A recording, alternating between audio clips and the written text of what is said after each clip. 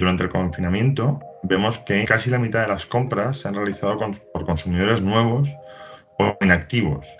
Menos del 10% de las pymes con menos de 10 empleados vende online y solo el 25% con más de 10 empleados vende online.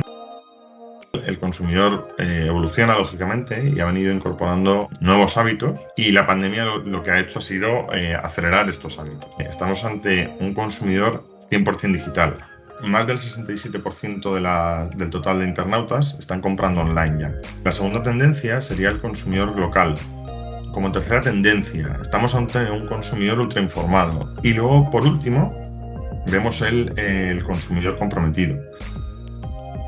Según datos del INE, la población española entre 16 y 70 años es mayor a 33 millones de personas. De ellos, el 93% son internautas. De estos más de 31 millones, el 72% compra online.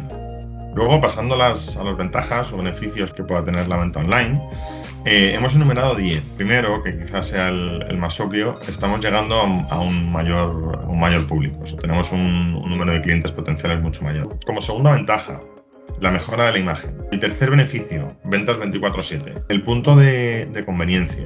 El punto 5, la flexibilidad en los medios de pago. La reducción de costes fijos. La gestión automática del inventario.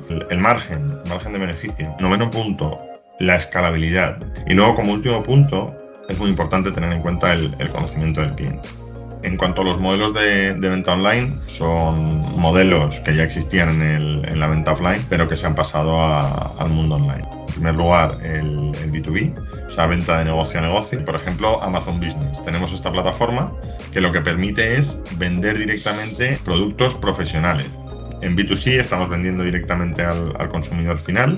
El modelo consumidor a negocio, esta opción es importante sobre todo tenerla en cuenta. Al final, cuando un consumidor escribe reseñas o cuando da una idea útil para el desarrollo de un producto nuevo. Y por último, el consumer to consumer. El ejemplo de Wallapop. Es algo que las pymes y todas las empresas tienen que tener en cuenta. Al final, su producto se está vendiendo en otro canal y no lo están vendiendo ellos ni lo está vendiendo un distribuidor al que lo han vendido. Están surgiendo canales mucho más accesibles para empresas sin una estructura tan grande como pueda tener una multinacional o empresas más grandes. A través del e-commerce, del marketplace o de redes sociales y otras opciones, ¿vale?